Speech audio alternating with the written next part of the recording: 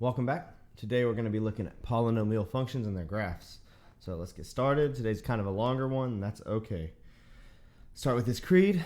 As always, say the creed, think about it, meditate on it, use it to study, use it to plan your day. Today's a new day. I can read and remember well. I can develop my viewpoint and apply it correctly. I have eyes to see, ears to hear, and a mind to understand. It might not be easy, but it's worth it. We got a test coming up, which I'm pretty sure we do. You might think about memorizing that before that comes up. But let's get started with polynomial functions and their graphs. All right, so to start off, they give us this great definition of a polynomial, which is this an, x to the n, an minus 1, x to the n minus 1, and it keeps going forever. And every time it just shrinks by 1, right? Until we get down to this invisible 1, which is a1, x1, a0, technically x0, right? Because anything to the 0th is 1. But we don't always write that or see that when they write that. If you want to talk about that, that's a really cool consistency thing that's worth exploring and knowing in your mind. But the first thing they ask us to do is just label all these things. So that's what we're going to do because we're going to use these over the next chapter. We're going to label these and use them for factoring, for long division, for all sorts of things. The labels matter and what we call them matter. So I'm going to grab all of these red, including the signs in front of them, and call them coefficients, right? So all of those red things are our coefficients, including the invisible ones, like that invisible 1. Coefficients, right? And then we've got these green things that always take the form of letters, most common x, sometimes y when we're talking about a function, where that y generally takes the form of f of x. It's an x value being input to a function to receive a y value, or a function of x. And those are variables, right? Usually x. All right, what else do we have? If we highlight this backside, we have a constant, sometimes called a constant coefficient, sometimes called a constant term. Sometimes I'll call it the trailing coefficient or the ending coefficient to remember that it's at the end of the thing, that the constant always comes last. Somebody asked me earlier this week, if you have an x there, is it still it's not a constant anymore because now it's got a variable. But not only would it not be the constant, but now we have the ability to factor out an x out of everything. And so we should do that prior to trying to factor whether it's quadratic or long division or whatever it may be. If we've got an x there and it ends in x, that's not a constant term because A, it has a variable, and B, we could factor out an x from every other term. So constant coefficient, constant term, all of those work. This little number is called the degree, worth a noting. This front term is always called the leading term. It's worth looking at that always has the leading term always has the highest coefficient or the highest degree. So leading term. And then within the leading term we have that 3 is I know this is messy, but all these matter. The leading coefficient. Right? And that's pretty much everything we're looking at. Okay, so we'll use those terms as we go on. So here, what we've got is the graphs of the basic polynomials. We should be good with the parent line. Looking at the parent line function, that is just you input an x, you get that y back, right? No matter what x you look at, the y value better be identical. The identity function. What about this x squared? We've seen a parabola before, right? So this is where we've seen this cubic function already, but this is where we start looking at, okay, if I get into this quartic or this x to the 4th function, x to the 5 function, they look really similar.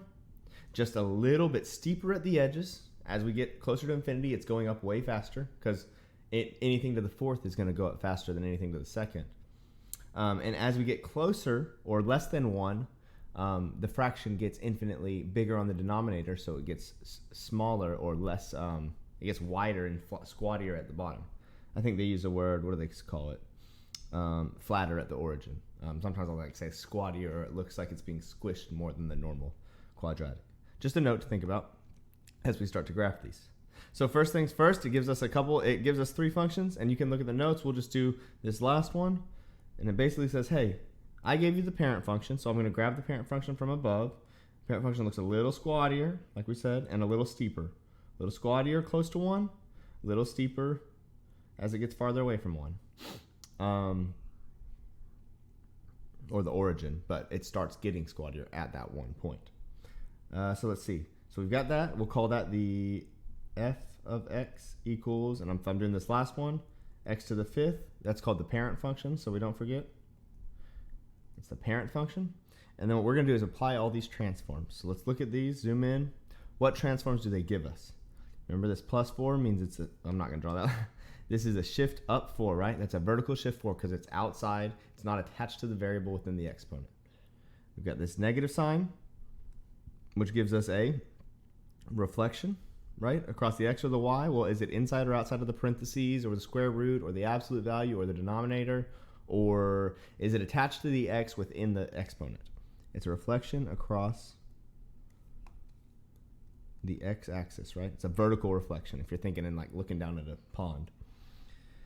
What else do we have? We have this 2, which is giving us a vertical stretch because it's, again, not inside of parentheses, not attached to that x within the exponent. By a factor of 2, it's going to get twice as tall, twice as fast. And I think that's it. So let's do the shift first. I'm going to go 1, 2, 3, 4. There's my shift. Then we're going to reflect, right? So actually, watch this. I might be able to just grab this whole thing.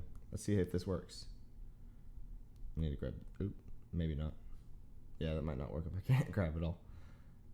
Let's see. Oop. That's all right. So let's reflect this thing. So it's short and squatty, and then it goes down, right? Short and squatty, then it goes up. Okay. So we've got it kind of looking like that, but then we haven't applied the vertical stretch yet, right? So this is the shift. Actually, let's do it in colors. Sorry to take up more of your time. So the vertical shift is in blue, right? Boop, boop. There's that vertical shift. And then we'll talk about the reflection in green. Boop, boop. There's that reflection, right? So we got the vertical shift in blue, circle, the reflection in green, circle, and then in red we'll do the stretch. So it's just going to get a little stretched out as if we're pulling on it from either end, like this, like it's a string. It'll look something like that. If you want to plug in some numbers to make it a lot nice and neater, we can do that. Take the time to plug in a few numbers to that function and see that we're aligning with it well. Okay, this is where this gets cool and makes it a lot easier to graph. We're going to start talking about end behavior, multiplicity, and all these things that change your graph and make it easier to graph. So the first things first is end behavior. It's what is y doing as x approaches infinity and negative infinity, respectively. So if we read this graph, we can see, okay, well, if a leading coefficient is positive and the degree, we need to make this note right here. This is the leading degree is odd. And then on this side, we've got leading degree. We talked about it in class, but I didn't notice that the label wasn't there from the text. Is even. So we've got if the leading degree is odd, we're looking at this side, where it's kind of, if you look at the end behavior, yes, it's curved, but it's doing the same end behavior as a line is, right? So this kind of, if your brain can not say this is a line, but say this might be doing the same end behavior as a line, right? As x goes to infinity, y goes to infinity. And as x goes to negative infinity, y goes to negative infinity. And well, what's the exponent on a line? Y equals x to the 1. That's odd, right? So it makes sense that an odd function kind of has the same end behavior as a line, just curved. Unless it's the line, which is an odd function, then it's not curved. Or it's not exponential. Same thing with this, right? It kind of looks like a line, odd again, but this time what happens? They say the leading coefficient's negative. Well, that makes sense because this is the line. Well, that's not the line. This is the line. Y equals negative x. So we've got negative x and positive x to the 1. And it will make a lot more sense when we get working with these. But that's the way I like to picture it, is a line and a parabola. So this kind of looks like a parabola, right? Not perfectly. It's not a parabola. But you can think of the end behavior working the same way. If we think of the parent parabola and we look at the end behavior as x goes to infinity and y goes and negative, as x goes to infinity, it goes up forever, right? It goes to y goes to infinity. And as x goes to negative infinity, it still goes up forever. That's because it's positive and it's even. Over here we got negative even, and we got down, down, kind of like the downward parabola. Now we'll see how I would apply this so that it makes it a lot shorthand. So watch this. It's not that hard, and anytime you see a problem that just says this, determine the end behavior, you should know not a lot of math involved. Just highlight the leading term. If it's not, we'll see, might see this in a little bit. If it's not in the standard form or this general form, then we need to get it to it. We don't want it in factored form because that doesn't tell us the leading term, right? So this is the leading term as we labeled above them, right? LT. We're going to say the degree is 4, comma, even, just a note, and the sign is negative. And so those two things both mean something. So if the degree is 4 or even, then that means that it looks, what's the simplest even function? A parabola. So it's going to look kind of like a parabola, but with something in the middle missing, right? So this is what I always do. I just draw the two parabolas. I just think, okay, it's going to look kind of like that. That's because of the even. Okay, and if it's negative, if the sign is negative, then it's going to either be like a negative line, which looks kind of like, I'll do it curved. A negative line kind of looks like this, right? Because as you're walking downstairs, or a negative parabola kind of looks like this, right? With something happening in the middle that we don't know yet because this is just end behavior. So which of those two things is in common? We've got those two in common, which mean the other two are not what we're using. And so that's our end behavior. So we would say as x approaches infinity, or goes to the right, what happens to y? We can see that y approaches negative infinity. And likewise, as x approaches negative infinity, or the left, let's write that. That'll be fun. As x goes to the right, and as x goes to the left, what does y do? Well, it goes to negative infinity again. There we go. And that's kind of how we write the end behavior. And that's how we would look for the end behavior. What this does is just help us graph. We can graph right away now because we know what the ends are doing. So here's another end behavior. I'll skip that and let you do it, or you can look at the notes for the sake of time because we're about to get to some time-consuming stuff, which is this idea of real zeros or plotting the zeros. So if we're plotting the zeros, I like to, every time I see the word zero, I always write this thing ROXS. And at first, I'll write all the words, but eventually when you see that, we should just think, oh, these are all the identical concepts. It's a root, roots, zeros. That's not an O, it's a zero. X-intercepts, and solutions, right? These are all the same concept. The x value of all three of these things is the same. The x value of the x-intercept is a solution to the equation, is called a zero, as in this problem it says real zeros of polynomials, and is a root.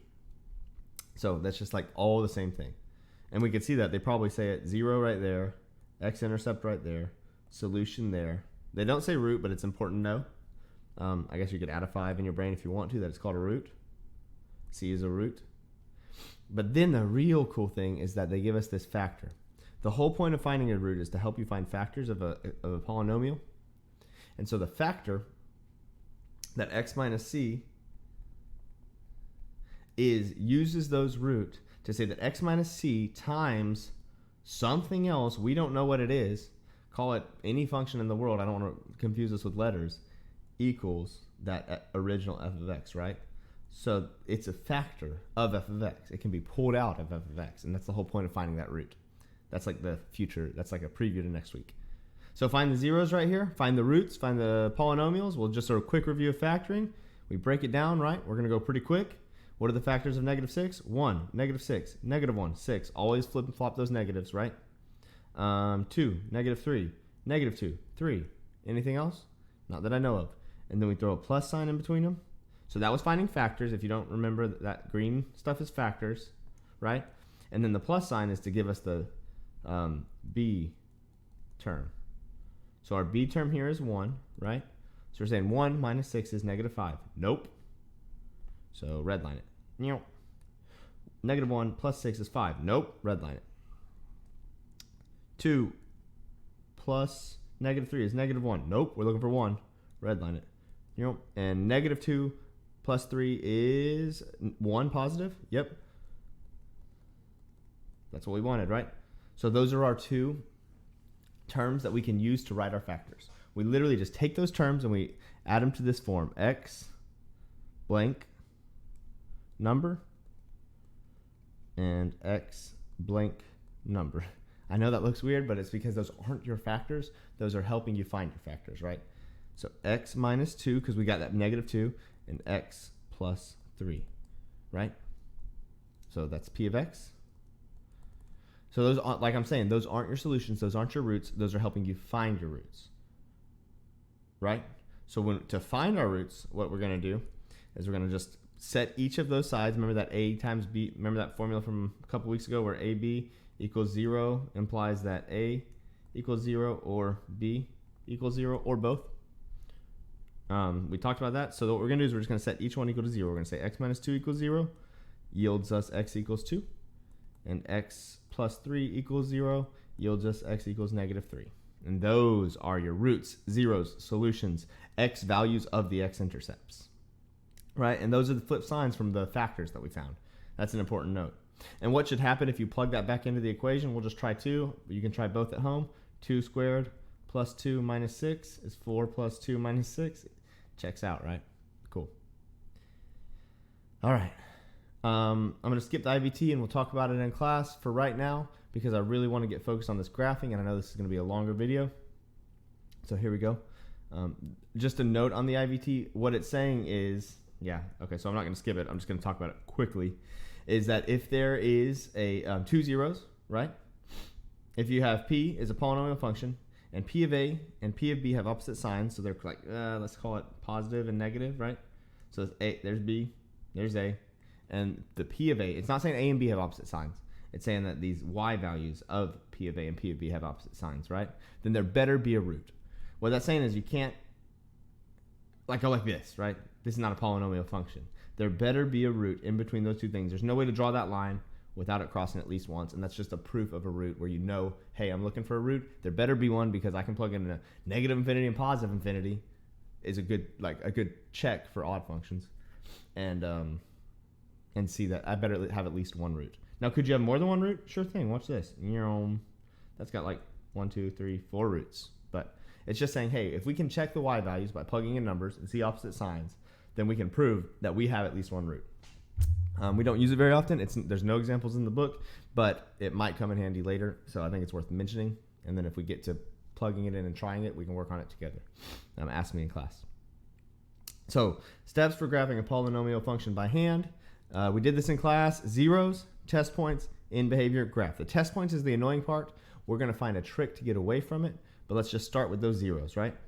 Hey, this is awesome. They've already given us our function. So if we set this function equal to 0 to find our zeros, right? So I'll do 1 in blue. Let's do this. Let's say 1 is blue, 2 is red, 3 is green, and the graph will use all the colors. So 0 equals all that stuff, right? Well, using that formula we just wrote, we can say that x equals negative 2, x equals 1, and x equals 3. And those would all yield a 0. Okay, there's our zeros. There's our root. Or if you want to say the set of solutions, the set of solutions is 2, 1, 3 in a set. Awesome. So we've got our zeros. What's the next thing? Test points. So this is where we draw this little grid thing. Boop, boop, boop, boop. I always draw it in a box. Or I like to draw it in a box. And I'm going to just make a bunch of spots. I don't know how many I need yet. I'll find out. I might need to add more. So I'm going to start at negative 2, which is the farthest one. I'm going to go 1 over. So negative 3. Then I'm going to go negative 2. Then I'm going to go, what's in between negative 2? I'm going to go 0 because it's in between. What I'm doing is I'm just making sure I get points in between all of these. 1, 2, 3, and 4. I drew 1 extra. That's okay. Watch this. We already know 2. We know 3 of those, right? We know this one, and we know this one, and we know this one because we're working with an x and a y, right? Or x and f of x. Oh, in this case, it's p of x. Be consistent with me. Okay, so we know 2, negative 2, 1, and 3, right? Why do we know those? Because we just solved them for zeros. They should all yield a 0. Next, we got to plug our numbers in, which isn't super fun. But if you just start working it slowly, you can find your numbers. I'm going to skip ahead.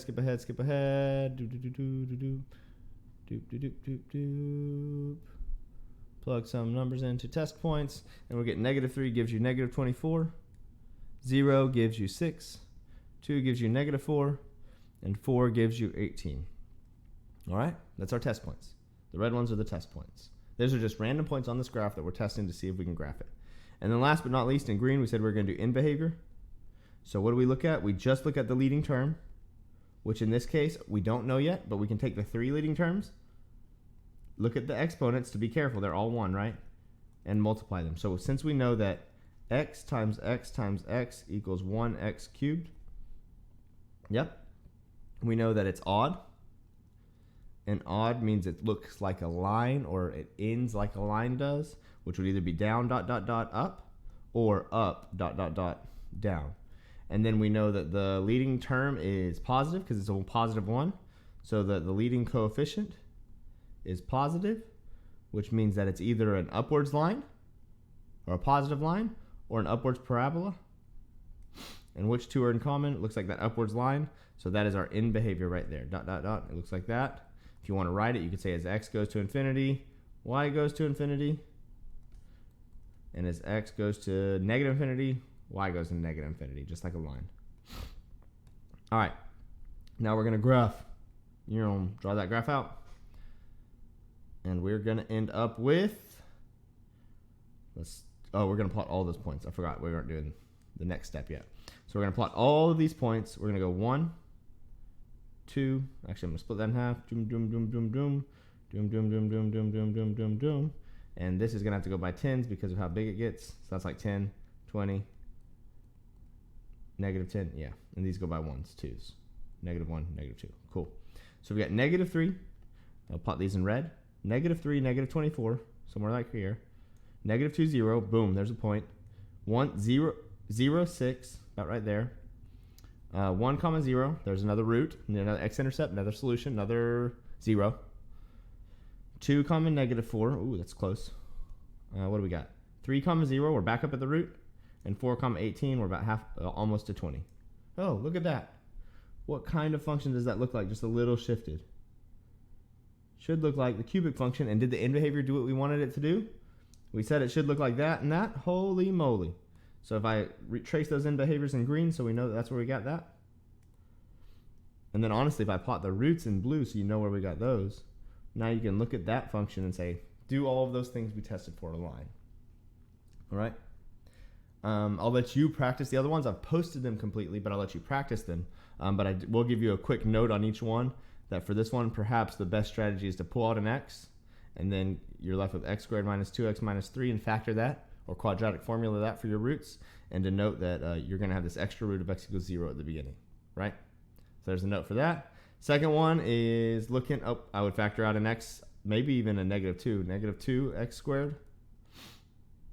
Negative 2x squared gives you x squared minus x plus 3. Factor that out. P of x equals all that.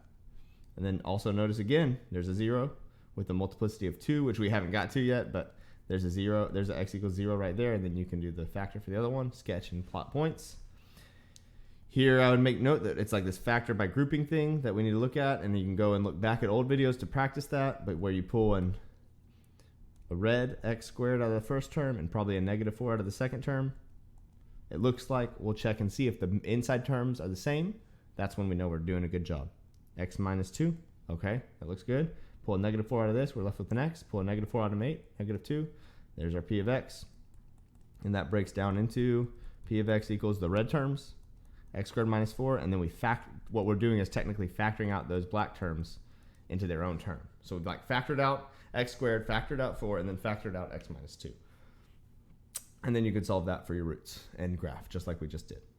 Because now we get to this really cool part where we talk about this idea of multiplicity, which what all multiplicity is doing is taking away our test points and saying we don't need test points anymore to do a decent graph. It's not going to be perfect. If you're going to be perfect, you have to plot every point in the world.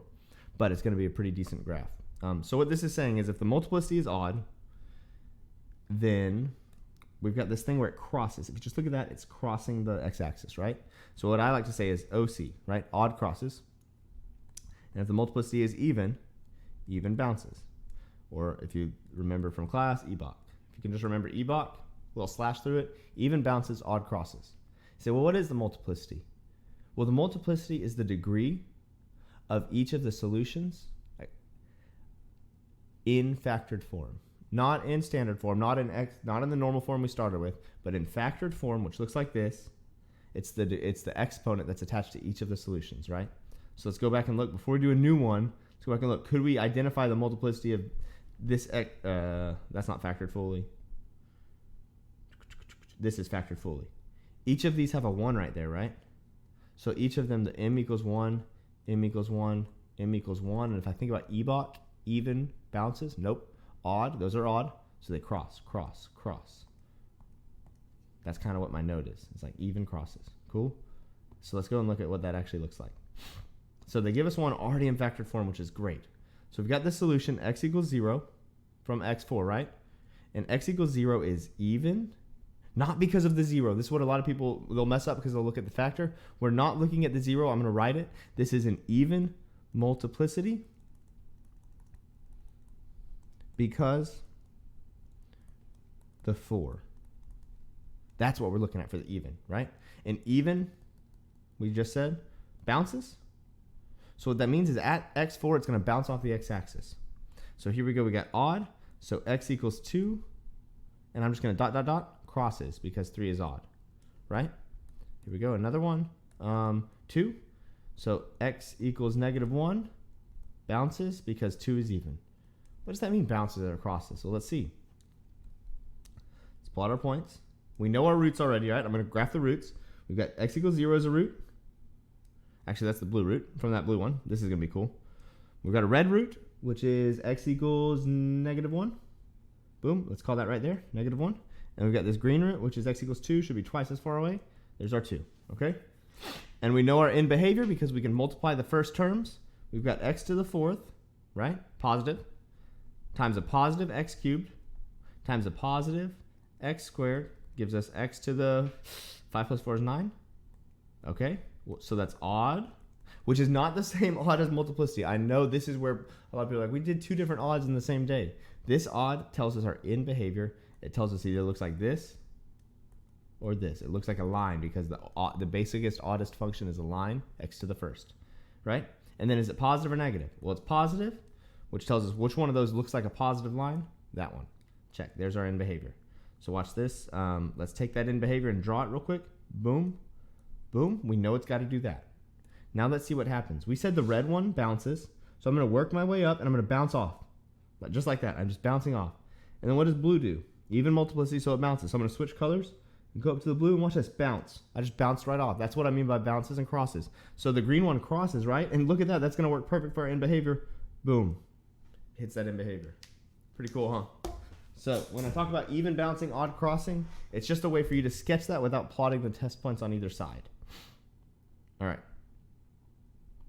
Okay, cool. This is just practice. This is literally just practice. It is worth noting here with local extrema, it's just fun for you to check that if you have a graph of P and you have this in value, which is the highest degree, right? In is the highest exponent. Then that graph has at most,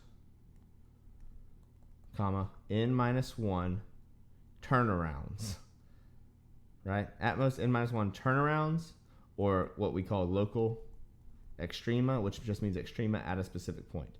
So if we look at this, how many turnarounds were there, or how many local? We've got a local max, because it does a little hill. We've got a local max. We've got a local min, and then no more, right? So that's 1, 2, 3. So our function better have been an x quartic function, or an x to the 4th function, right? Let's go look. Boom. Oh, it was x to the 9th. We're safe. So that is definitely less than what we thought it was. Awesome. What else we got? So here it's basically just asking you to graph them so you can practice these 3. This is just a whole bunch of practice with what we've been doing. Practice graphing them, but I'll just make the note here on how many extrema each one has. This one better have at least, no, at most, not at least.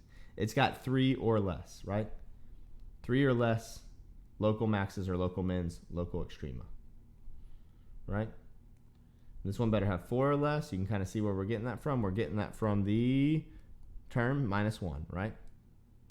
4 or less and 3 or less. I'm not going to graph those. If you need practice graphing, please come to office hours. Email me, talk to me. We can practice together. Go back and watch what we just did for a couple times. But that's important. And then here we've got a challenge problem. It's really kind of cool. What I did when I solved this, I just split it into 4. And I did c equals 0 like they say, c equals 1, c equals 2, c equals 3. I'll help you with 0 and then let you challenge the rest. And then the question is, how does this changing affect the graph? What is it doing to the graph? Is it shifting it? Because we don't really know. Like when we look at that, we haven't talked about this transformation when we talked about transformations. So it's saying, hey, what do you notice is happening? It's kind of weird. So let's work on 0 together. If we got c equals 0, right? Move this over a little bit. Boop. Then we got p of x equals x cubed minus 0. Oh, that's nice. So p of x actually just equals the parent function, right? Because that is going to, anything times 0 is 0. So we got the parent function of x cubed. So let's look at that. We know what that looks like. It looks like, ooh, this is breaking. It looks like that, boop, and that, boop, where we've got the point 1, comma 1, 1, comma 1, and negative 1, comma negative 1, and so on and so forth. All right, so then what I would do if I were you, and you can look at the notes that I made, is I would take that graph and maybe even leave it if you want to, like leave that graph on the paper, and go ahead and graph c equals 1 right next to it using the properties we just talked about, using the roots, using the in behavior, using the, what else do we talk about? Whether it crosses or bounces at specific roots, using the multiplicity, and then test points if you want to make sure you're doing it right. I think that'd be cool because you might see something happen slowly where you get multiple roots, and it might look something like, I need to check it again, but it might look something like this. Not 100% sure. You need to practice it yourself and look at it, but you might see some cool things happen as you spread it apart further and further. All right, thanks for watching. I know that's a lot of information, so go back and watch the specific parts that were challenging again. Practice. There's 3 problems right here. The reason we didn't do them is so you could practice graphing. That is, the most important thing you could possibly do is learn how to look at something and graph it with no calculator, no nothing, just your brain can graph any function in the world now based on these types of things. Any polynomial in the world. All right? I'll see you soon. Thanks for watching. Let me know if you have any questions. Feel free to email me, all that stuff. See you.